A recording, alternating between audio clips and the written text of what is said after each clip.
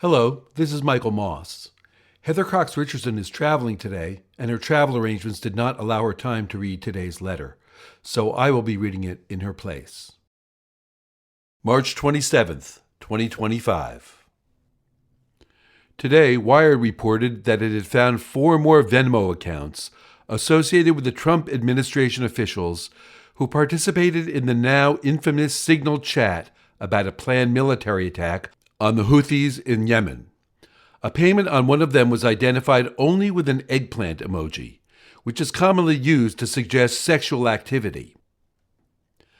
The craziness going on around us in the first 2 months of the second Trump administration makes a lot more sense if you remember that the goal of those currently in power was never simply to change the policies or the personnel of the U.S. government.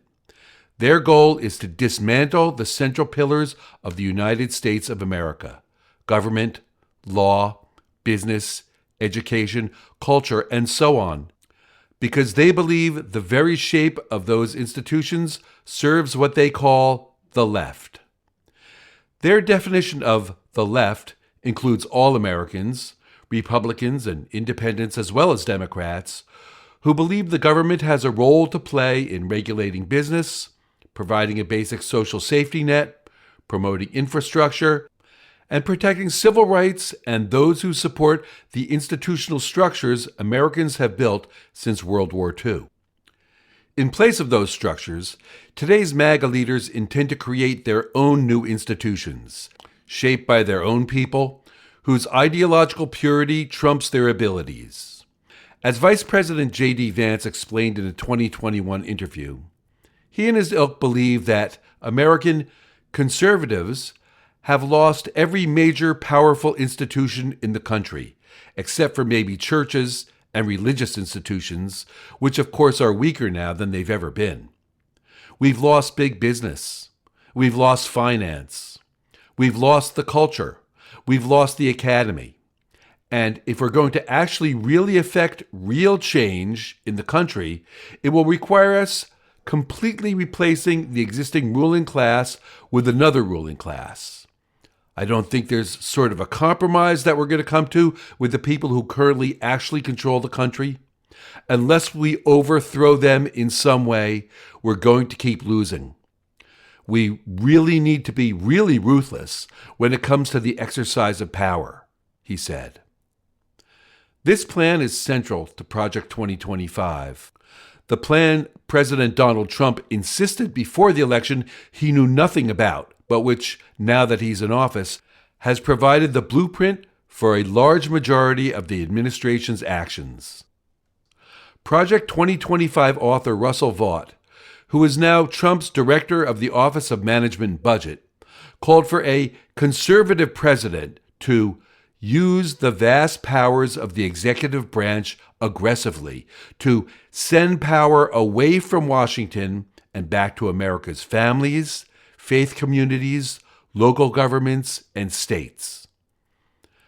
Last month, journalist Gil Duran of The Nerd Reich noted that Curtis Yarvin, a thinker popular with the technological elite currently aligned with the religious extremists at Project 2025, laid out a plan in 2022 to gut the U.S. government and replace it with a dictatorship. This would be a reboot of the country, Yarvin wrote, and it would require a full-power start, a reference to restarting a stalled starship by jumping to full power, which risks destroying the ship. Yarvin called for giving absolute sovereignty to a single organization, headed by the equivalent of the rogue chief executive officer of a corporation who would destroy the public institutions of the democratic government. Trump, who Yarvin dismissed as weak, would give power to that CEO, who would run the executive branch without any interference from the Congress or courts. Most existing important institutions, public and private, will be shut down and replaced with new and efficient systems. Once loyalists have replaced civil servants in a new ideological army, the CEO will throw it directly against the administrative state, not bothering with confirmed appointments, just using temporary appointments as needed. The job of this landing force is not to govern.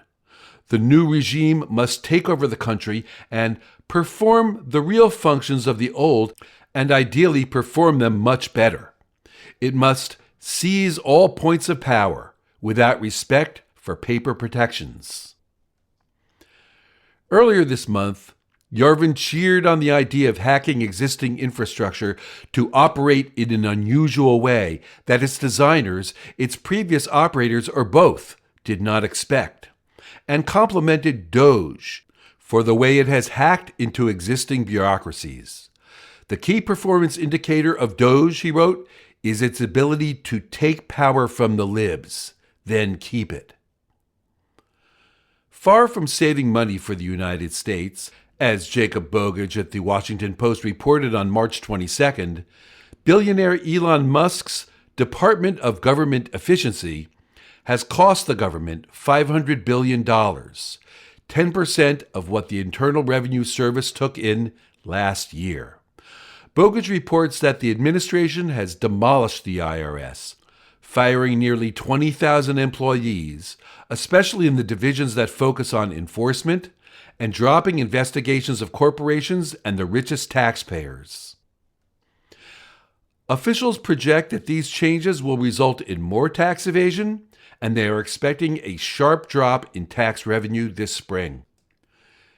If the administration is working not to save money, but rather to destroy the government, the cuts that threaten the well-being of American citizens make more sense.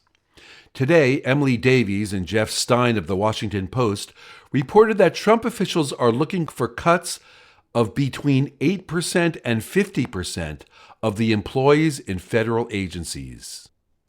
They obtained an internal White House document that calls for the Department of Housing and Urban Development to be cut in half, the Interior Department to lose nearly 25% of its workforce, and the Internal Revenue Service to lose about 1/3 of its people. The Justice Department is set to lose 8% of its workforce, the National Science Foundation 28%, the Commerce Department 30%, and the Small Business Administration 43%. Cuts to the government have led to the Social Security Administration's website crashing 4 times in 10 days this month, and there are not enough workers to answer phones. Yesterday, Sahil Kapoor and Julie Sirkin of NBC News reported that lawmakers, including Senate Finance Subcommittee on Social Security Chair Chuck Grassley, a Republican of Iowa, have been kept in the dark as the men working for DOGE have cut SSA phone services and instituted new rules requiring that beneficiaries without access to the internet prove their identity with an in-person visit to an SSA office. Washington Post reporters Lisa Ryan and Hannah Nathanson warn that Social Security is breaking down.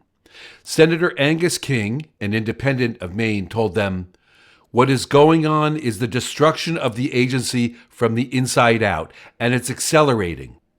What they're doing now is unconscionable." In a televised cabinet meeting on Monday, Homeland Security Secretary Kristi Noem said she planned to eliminate FEMA, the federal emergency management agency that responds to national emergencies like hurricanes. The news comes on top of Trump's executive order last week calling for the Department of Education to be shuttered, along with cuts of about half its workforce. Yesterday, Apurva Mandavili, Margot Sanger-Katz, and Jan Hoffman reported in the New York Times that the Department of Health and Human Services, HHS, has suddenly canceled more than $12 billion in federal grants to states. That money supported mental health services, addiction treatment, and programs to track infectious diseases. Today, HHS announced it will be cutting 10,000 employees on top of the 10,000 who have already left and the more than 5,000 probationary workers who were fired last month. These cuts will include 3,500 full-time employees from the U.S. Food and Drug Administration, and 2,400 employees from the U.S. Centers for Disease Control and Prevention. In addition to slashing and burning through government agencies, the administration is trying to undermine the rule of law. Trump has signed executive orders suspending security clearances for law firms that represent Democratic clients and barring the government from hiring employees from those firms. Trump and his team have challenged the judges who have ruled against Trump, working to destroy faith in the courts. House Speaker Mike Johnson, a Republican of Louisiana, has suggested that Republicans in Congress could eliminate some federal courts, telling reporters, "We do have the authority over the federal courts, as you know. We can eliminate an entire district court. We have power of funding over the courts and all these other things." Trump's administration is also working to take over colleges and universities, beginning with a high-profile fight against Columbia University, in which the administration withheld $400 million in grants, allegedly over anti-Semitism at the school, until the university bent to the administration's will. Columbia's leaders did so, only to have the administration say the changes are only early steps and that Columbia must continue to show they are serious in their resolve to end anti-Semitism through permanent and structural reform. Other universities should expect the same level of scrutiny and swiftness of action if they don't act to protect their students and stop anti-Semitic behavior on campus, a member of the administration said. Chillingly, on Tuesday, federal authorities in plain clothes took Tufts University international student Rumeysa Ozturk into custody on the street in Somerville, Massachusetts, saying she had engaged in activities in support of Hamas, apparently a reference to a pro-Palestinian op-ed she had written for the Tufts newspaper. On Wednesday, the Department of Homeland Security said she was being held at an Immigration and Customs Enforcement Center in Louisiana. The administration is also working to reshape American culture according to their vision. The project of stripping words like climate crisis, diversity, health disparity, peanut allergies, science-based, segregation, stereotypes, and understudied from government communications are an explicit example to reshape the way Americans think. Today, in an executive order restoring truth and sanity to American history, Trump tried to change the ways in which Americans understand our history, too. He called for Vance, who as vice president serves on the Smithsonian Board of Regents, to work to eliminate improper, divisive, or anti-American ideology from the Smithsonian and its museums, education and research centers, and the National Zoo. The problem for those who embrace this vision of America is that it is not popular.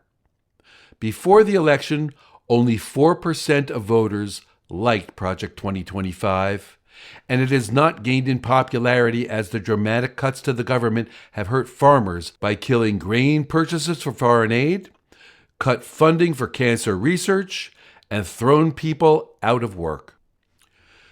Because Republican-dominated counties rely more heavily on government programs than Democratic-dominated counties do, cuts to government services are hitting Republican voters particularly hard. On Tuesday, Democrat James Andrew Malone won a special election for a state Senate seat in a Pennsylvania district that Trump won in November with 57% of the vote. Today, Trump was forced to withdraw New York Republican Representative Elise Stefanik's name from consideration for ambassador to the United Nations out of concern that a Democrat might win her vacant seat, though Trump won her district in 2024 by 21 points.